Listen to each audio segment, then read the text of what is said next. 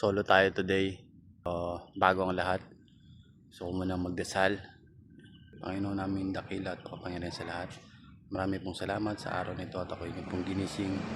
Panginoon, gabayan niyo po ako sa aking biyahe ngayong araw kung saan man po ako dadali ng aking mga paa. Kayo po sana magsilbing ilaw sa madilim na umagang ito. Panginoon, gabayan niyo po ang aking sarili at ang aking pamilya at ang aking mga mahal sa buhay. Yun lang po, Panginoon. Maraming salamat po. Amen. May konting problema tayo dito sa ilaw na to. Kasi nakaka-bad trip. Actually, full charge naman siya. Hindi ko lang sure kung ano nangyari kasi kahit anong pindot natin, wala lumalabas na ilaw. Okay lang, tuloy pa rin naman ang larga ngayong araw na to. Ito pala ako sa Binyan. Lalagyan natin ng plastic yung ating cellphone, tapos tuloy-tuloy tayo. Lalagay natin to kahit naulan, rain or shine tayo. So yun guys, sama ng kaulapan dito sa Kabuyaw. Tama pacing lang tayo na 20 para hindi tayo malaspas. Ayun na yung papupuntahan natin. At saka medyo naaambon na ulit. Kaya lalagyan natin sa plastic ng cellphone na naman.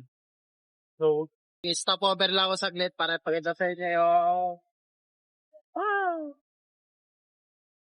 so, nagkaiba din ang dalawa.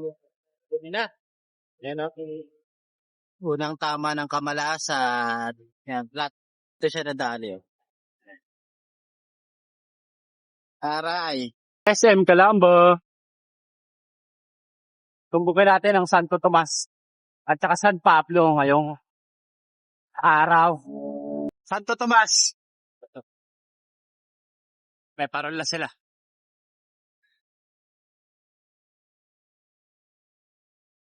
Santo Tomas na. San Pablo na susunod. Layo pa. Kamay na Jesus. Pupuntahan natin ngayong araw. SM San Pablo na. Layo pa. So, kanya yan.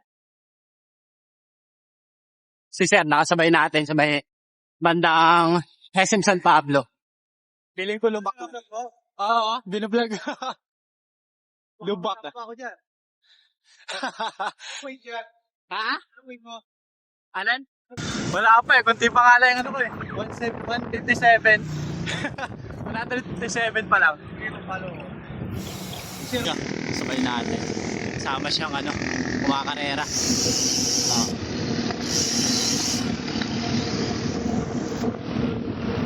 Ando na kami. Kasabay na ito. Kaya na solo lang. Kasabay natin.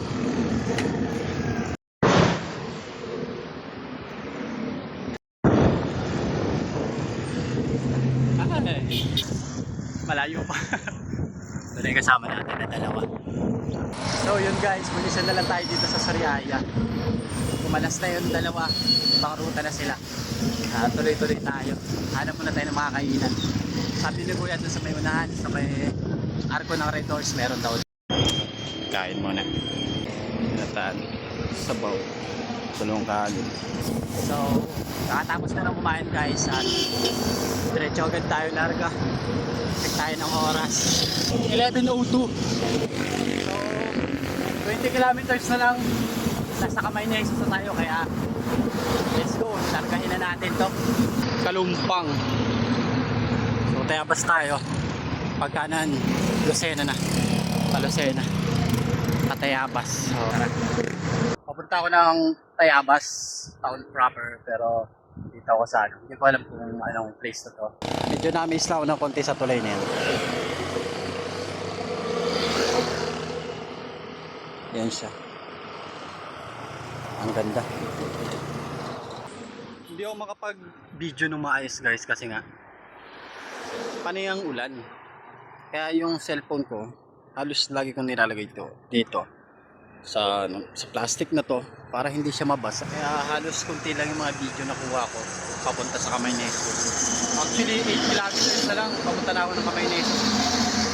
Puro banayad na ahon na naman.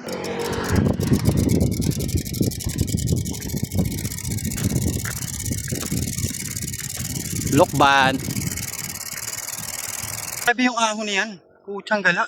Tapos, yung clutch ko, kaya pala ang hirap kalasin, ang tigas. Halos tumba na ako kasi sablay na. So iba na ang kinakagat nung clutch pedal. Ayun, no? Dito tayo sa gilid. Ayusin muna natin to bago tayo lumarga. So guys, touchdown. Kamay na Jesus na tayo. At alas 12 na, mag-aalauna na nga yata eh. Kamay na Jesus. Andun sa taas. So aakyat muna tayo doon. Pinag-isipan ko kung aakyat pa ba ako. Masyado siyang matarik pero pagod na ako eh. So siguro next time na lang. Next time na lang natin ako din. Bago. Pakamotor tayo. Touchdown San Pablo. Grabe. Ulan no? Ulap. Grabe. So sasakay na tayo dito unahan. Para hindi natin mahirapan. Mangangalay na yung mga legs ko. Siguro isa na to ng pulikat. Kaya sasakay na tayo. Kaya pa naman pilit umuwi ng Parañaque pero doon na tayo sa safe sa portal. So tara.